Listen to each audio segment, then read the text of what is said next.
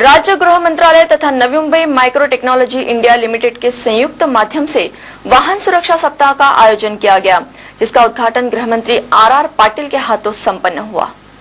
इस वाहन सुरक्षा सप्ताह का आयोजन गृह मंत्री आर पाटिल के हाथों किया गया, जहां पर उनके साथ मुंबई के पुलिस आयुक्त DN जाधव, संयुक्त आयुक्त S माथुर, उपायुक्त अरुण पटनायक, उपायुक्त मीरा बोरवनकर एवं माइक्रो टेक्नोलॉजी कंपनी के निदेशक AR काले भी उपस्थित थे। इस सप्ताह का आयोजन इसलिए किया गया था क्योंकि शहर में बढ़ते वाहन चोरियों का मुद्दा एक गंभीर मुद्दा बनता जा रहा है। कुछ उपस्थित मान्यवरों ने इस और भी ध्यान आकर्षित कराया कि कुछ वाहन चोरियों की घटनाओं में चुराई गई गाड़ियों का इस्तेमाल आपराधिक वारदातों को अंजाम देने के लिए भी किया जाता है। गेल्या 20 वर्षाचा आढावा घेतला तर मुंबई मधल्या रस्त्यांची रुंदी आणि लांबी 2.4% वाढली, तर वाहनं 64% वाढली। रस्त्यांच्या तुलनेमध्ये दिवसेंदिवस वाहनं अधिक वाढत निघालेली आहेत। आज सुरक्षितता सप्ताह साजरा करत असताना एक तर वाहनं सुरक्षित राहिली पाहिजेत आणि वाहनांच्या पासून नागरिकांना सुरक्षितता मिळाली पाहिजे। मुंबई सारख्या शहरामध्ये 3,500 वाहनं दरवर्षी चोरीला जात आहेत। ही गोष्ट निश्चित योग्य नाही, पण प्रत्येक वाहनासाठी आपण एक सुरक्षा रक्षक नेमू सुद्धा शकत नाही, कारण लाखोंच्या संख्येने वाहनं असताना त्यांच्या सुरक्षेसाठी इतके लोक नेमणं हे कुठल्याही शासनाला शक्य नाही। अशा परिस्थितीमध्ये आपल्या आयुक्तांनी सांगितलेल्या पद्धतीनं आधुनिक उपकरणांचा वापर केला पाहिजे,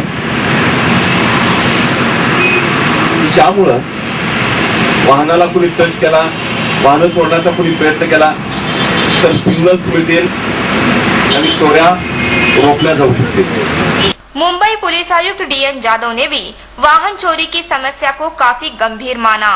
गृह मंत्री आर पाटिल तथा मुंबई के पुलिस आयुक्त DN जाधव दोनों ही माइक्रो टेक्नोलॉजी द्वारा दिखाए गए सुरक्षा उपकरण देखकर प्रभावित हो गए।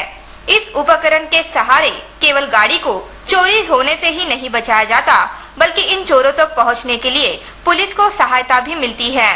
आखिर टेक्नोलॉजी है और वो टेक्नोलॉजी बहुत अच्छा है। मैंने भी देखी है आजकल जो उपकरण संशोधन हुए हैं उनका बहुत अच्छा फायदा हो सकता है।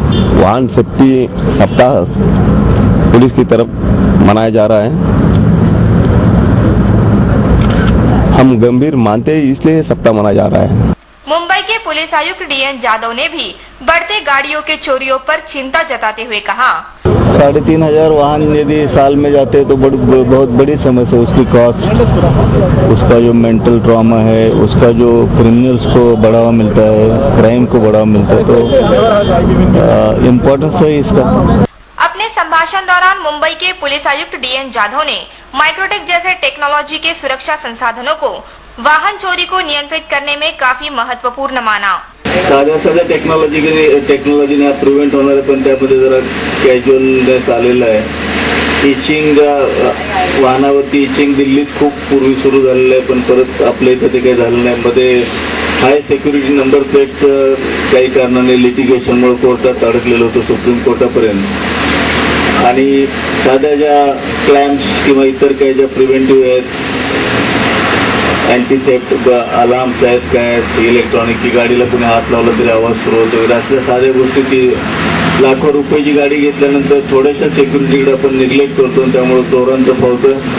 त्या चोरीमध्ये नुसती चोरीच नाही, या चोरीची वाहनं रॉबरी करण्यासाठी किंवा टेररिस्ट क्राईम करण्यासाठी वापरली जातात। हा एक अँगल लक्षात ठेवला तर आपल्याला फक्त वाहन आपल्याला परवडते चोरलं गेलं म्हणून किंवा इन्शुरन्स कंपन्या पैसे भरतात म्हणून चालते असं नाही, तर त्या वाहनांचा सिरियस क्राईमच्या वेळेला पत्ता लागू नये म्हणून चोरीच्या वाहनातूनच मोठे मोठे रॉबरीज, मोठे गुन्हे, बँक डकैतीज, इव्हन बॉम्ब ब्लास्टच्या सारख्या अशी वाहनं वापरली जातात। नवी मुंबई समाचार से बात करते हुए माइक्रो टेक्नोलॉजी के निर्देशक AR काले का कहना था, माइक्रो टेक्नोलॉजी जैसे आप जानते हैं उन्होंने एक इंस्ट्रूमेंट तैयार किया है। It is based on software.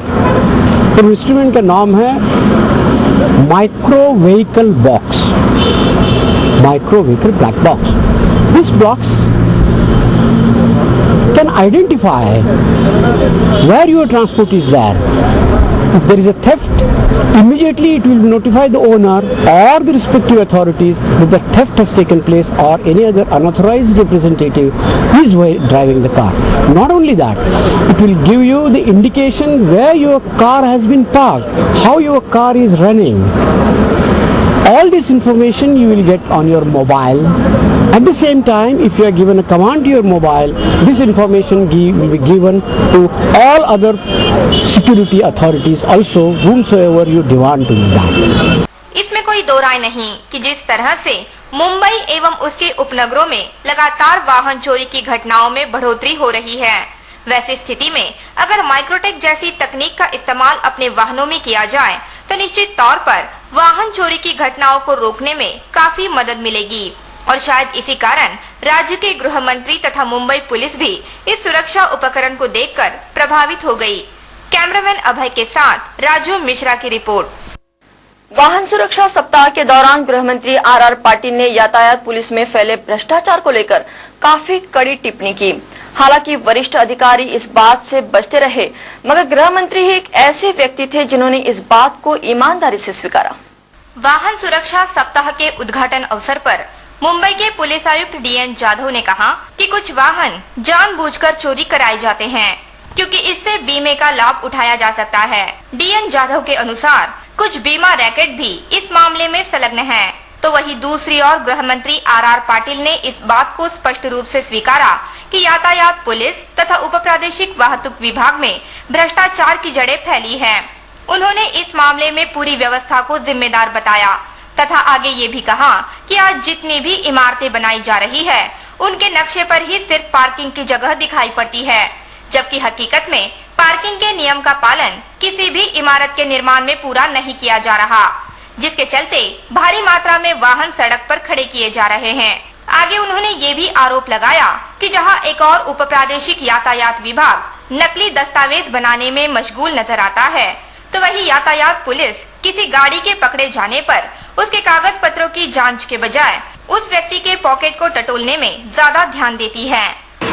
आज रस्त्यावर असलेल्या आमच्या यंत्रणा मला सांगायला खेद होतोय, गृह विभागाचा चार्ज घेतल्यानंतर अनेक विभागात काही बदल करण्यात मला यश मिळालं, पण आमचा ट्रॅफिक विभाग जसाच्या तसा राहिलाय। कुणीही नियमाचं उल्लंघन करावं, खिशात हात घालावा, खिशात घातलेला हात हा सगळ्या नियमांना भारी ठरतोय। थोडंसं या बाबतीत सुद्धा नागरिकांना चांगले अनुभव येण्याची आवश्यकता आहे। आमचा ट्रॅफिकचा पोलीस कधी जनतेबरोबर चांगलं बोलला, पैसे न घेता त्यानं काम केलं, तर मी जितकी उघडपणाने टीका करतोय तितकं उघडपणाने त्याचं अभिनंदन सुद्धा करीन। पण लोक रिॲक्ट होत नाहीत, तशा प्रतिक्रिया देत नाही आणि शेवटी मी लोकांचा प्रतिनिधी आहे। चुकीचं वागणाऱ्या यंत्रणांचा प्रतिनिधी बनण्यापेक्षा मी लोकांचं प्रतिनिधी राहणं नेहमीच पसंत करेन। थोडंसं आमच्या ट्रॅफिक यंत्रणेने त्या दलामध्ये काम करणाऱ्या लोकांनी लोकांशी अधिक चांगलं वागण्याची निश्चितपणाने आवश्यकता आहे। आमच्या त्रुट्या त्या प्रांजळपणाने मी कबूल करीन।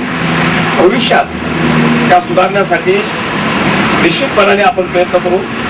आज वाहनं सुरक्षित राहिली पाहिजेत, वाहनापासून नागरिकांना सुरक्षितता मिळाली पाहिजे आणि ट्रॅफिक यंत्रणेपासून प्रवास करणारे लोक सुरक्षित राहिले पाहिजेत। या तिन्ही गोष्टी आज होण्याची आवश्यकता नाकारता येत नाही। बड्यांची मुलं रात्री दारू पिऊन वाहनं चालवत आहेत, निरापराध माणसाला चिरडत आहेत। पोलिसांनी योग्य तपास केलेला असताना सुद्धा कायद्याच्या पळवाटा शोधून आरोपी सुटून जात आहेत। या बाबतीत मी आपल्याला ग्वाही देईन की लायसन्स देण्याच्या पद्धतीमध्ये थोडासा कडकपणा आणण्याची आवश्यकता आहे।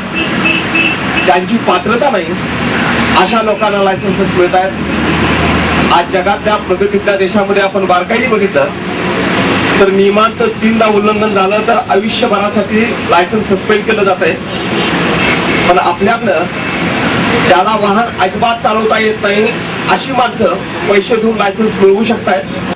आगे गृह मंत्री ने ये भी कहा कि सिर्फ सुरक्षा सप्ताह मनाने से समस्याओं का हल नहीं निकलेगा, बल्कि इसके लिए ठोस कदम उठाने होंगे।